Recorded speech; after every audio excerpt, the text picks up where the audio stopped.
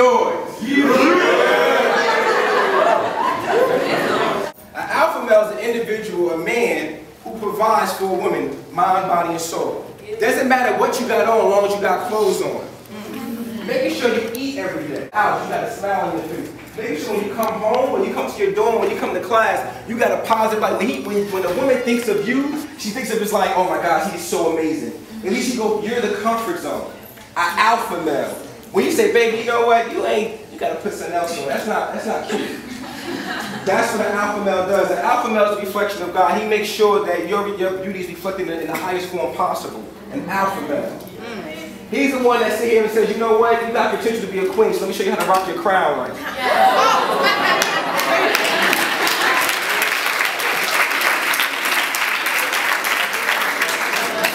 He's also the one that tells the ladies, if the brother doesn't sweat for you, don't let him sweat on you. I'll say that again. He's the one that also tells you that if the brother does not sweat for you, do not let him sweat on you. Think about it. Message. You're going to learn today. So in front of the fear, you got to face your problems. You got to be able to forgive someone to move forward. You know what I'm saying? You got to think twice and speak once. Think twice and tweet once. Think twice and before you put that status up, you're trying to be made, you're trying to be in politics, you're a hawk. See, what happens is sometimes, when you're young, you may fall, when you're trying to fly, you may fall into a chicken coop. And so everyone around you are chickens. And they may mold you to the mindset of being a chicken and try to clip your wings so that you cannot fly.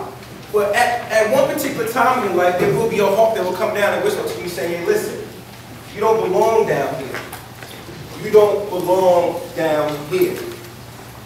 Each one of you in here today is a hawk. Someone whispered in your ear and said that you don't belong in the chicken coop.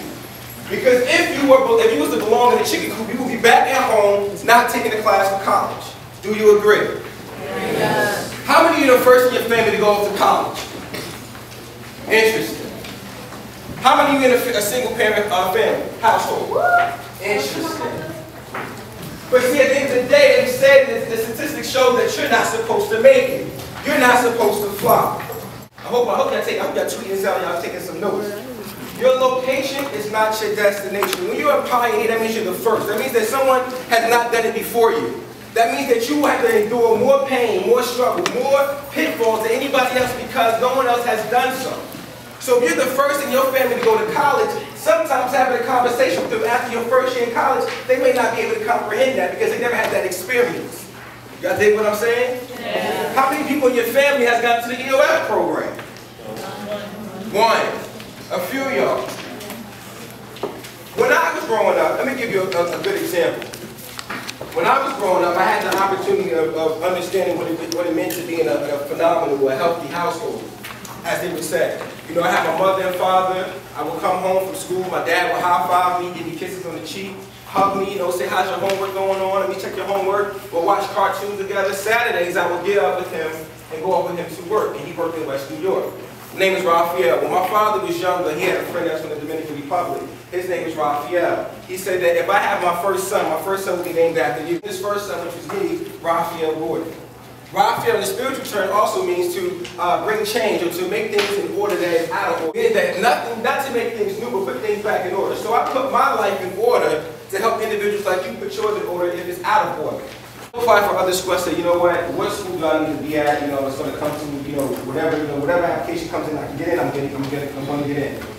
Montclair State got me in, and I was so excited. I ran and said, I'm going. You know what? Love you. It's just love it. I'm like, even when you think they're not, someone is looking up to you. Maybe your little cousin, maybe someone that you don't even know about. Like just saying, like, yo, I love her. She's amazing. Love her. Yo, I want to go that you with. And my teachers and my counselors was like, yo, you're not gonna slip. We got you. We're gonna support you. And that was the most important piece. Like my counselors and my teachers and my professors and the friends that I had to be there when I couldn't even be there for myself. When I was zoning out. And I realized that how important a friendship or relationship is. When you break down the term relationship, it means to relate. So does the individual that you deal with relate to you? And if not, how do you allow them to shift to your destination? Let you know that you can't make it, that I'm off telling you all that we can continue to fly. There's going to be a moment, it's going to be tough. I ain't going to lie to you, there's going to be some tough moments. I mean, I had to deal with the fact that I come from North New Jersey, where in a city where I was losing friends every year, though. Every year I had a friend pass. I'd rather you to hate me for who I am and be loved for who I'm not. Yes, yes. Absolutely, absolutely. So, I didn't get into, so what happened? I'm going to say that again, do not lose yourself while trying to find yourself. You're in here to get a degree. Have fun. Don't indulge it. It's all about balance. Have fun to study.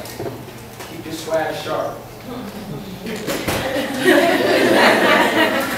telling you, keep your swag sharp. It's very important. And no matter what, again, nobody ever tells you, just do you.